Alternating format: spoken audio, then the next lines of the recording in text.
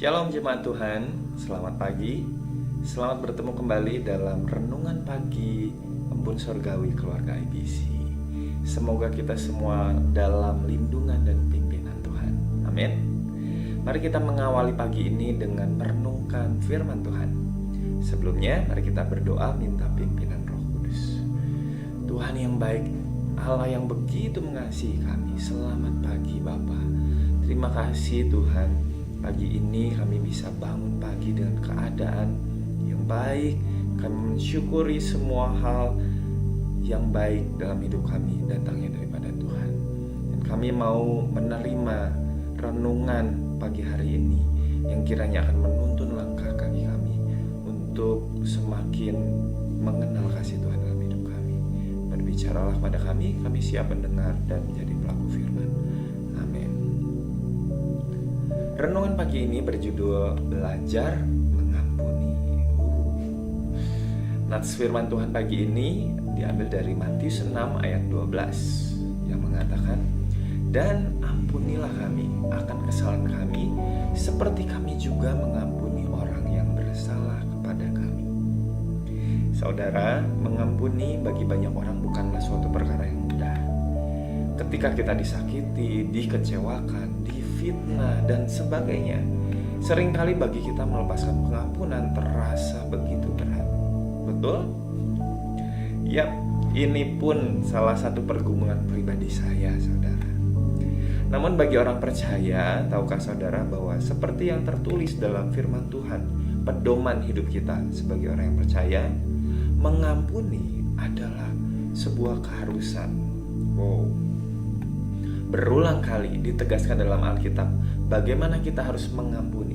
Bahkan dikatakan dalam Matius 18 ayat 22, Yesus mengatakan bahwa kita harus mengampuni sampai 70 kali 7 kali. Yang artinya tak henti-hentinya kita harus mengampuni. Saudara, tahukah Anda bahwa kenapa kita harus terus-menerus belajar untuk mengampuni? Yang pertama, kenapa kita mengampuni? Karena kesalahan kita sudah diampuni. Firman Tuhan mengatakan kita mengasihi karena Allah lebih dahulu mengasihi kita. Allah mengasihi kita bahkan ketika kita masih berdosa dan saat kita masih seteru atau musuhnya Tuhan. Melepaskan pengampunan bukan hanya berdampak pada pribadi kita sendiri, namun hubungan kita dengan Tuhan. Artinya, jika kita sudah mengalami dan merasakan pengampunan dari Allah, maka kita pun bisa belajar meneladani kasih-Nya untuk mengampuni kesalahan orang-orang lain kepada kita. Kesalahan itu ibarat seperti hutang, saudara.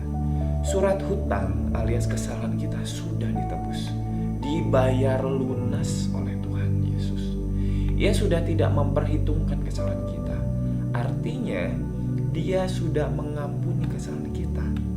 Lantas, kenapa kita masih mengingat-ingat hutang orang lain atau kesalahan orang lain yang jika ditimbang, kesalahan orang itu tidak sebesar kesalahan atau dosa kita yang tak terbayarkan kepada Tuhan?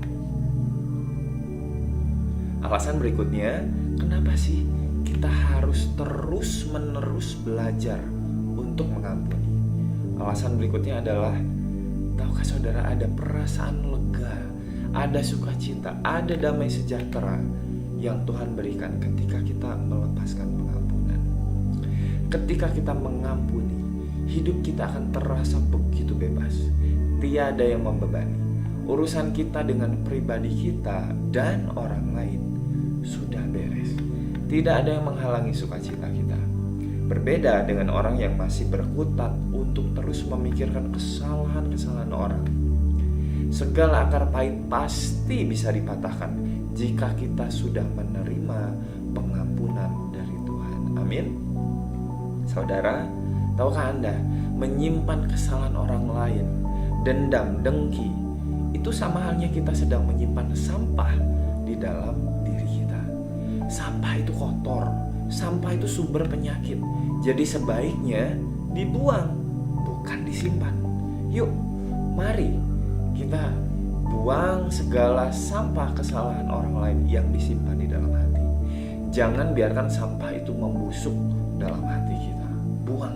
Yuk, mari kita buang. Mari kita terus belajar berjuang untuk mengampuni. Ya, lepaskan pengampunan dan rasakan adanya kelegaan. Tuhan Yesus memberkati kita senantiasa.